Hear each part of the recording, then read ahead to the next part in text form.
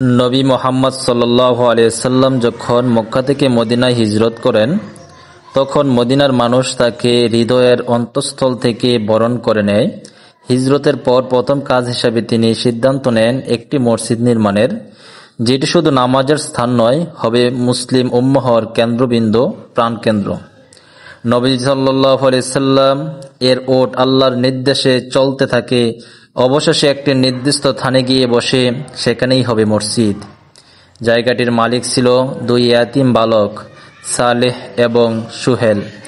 তারা জমিটি উপহার হিসেবে দিতে চাইলেও নবী সাল্লাল্লাহু আলাইহি সাল্লাম উপহার নেননি, বরং নির্ধারিত দাম পরিশোধ করে জমি কিনে নেন। তারপর শুরু হয় মসজিদ নির্মাণ।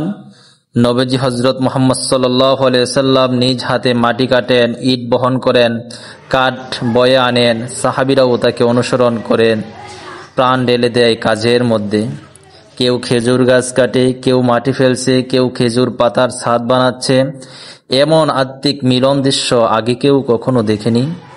মসজিদের এক পাশে তৈরি হয় সোফা, দরিদ্র সাহাবীদের জন্য একটি স্থান যেখানে তারা থাকত, কোরআন ও দ্বীনের শিক্ষা গ্রহণ করত।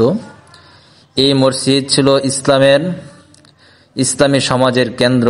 এখানেই নামাজ পড়া হতো। নবী সাল্লাল্লাহু আলাইহি সাল্লাম সাহাবীদের শিক্ষা দিতেন, যুদ্ধের পরিকল্পনা হতো, রায় ঘোষণা হতো, অতিথিদের আপ্যায়ন করা হতো। এটি ছিল প্রথম ইসলামী রাষ্ট্রের প্রাণকেন্দ্র। আজ সেই মসজিদে নববী বিশাল এক সৌন্দর্য ও সম্মানের স্থানে রূপ নিয়েছে, কিন্তু তার এই ভিত তৈরি হয়েছিল ত্যাগ, পরিশ্রম, ঐক্য ও ভালোবাসার মাধ্যমে। আমাদের শেখা উচিত, একটি সমাজ গড়তে হলে কেবল ঘর নয়, দরকার শিক্ষা, ইবাদত, নৈতিকতা এবং একে অপরের ভালোবাসা। নবী সাল্লাল্লাহু আলাইহি সাল্লাম আমাদের সেই পথ দেখিয়েছেন, যার আলো আজ পৃথিবী জুড়ে ছড়িয়ে আছে। আল্লাহ তাআলা আমাদেরকে কথাগুলো মানার তৌফিক দান করুক। আমিন ইয়া রাব্বুল আলামিন।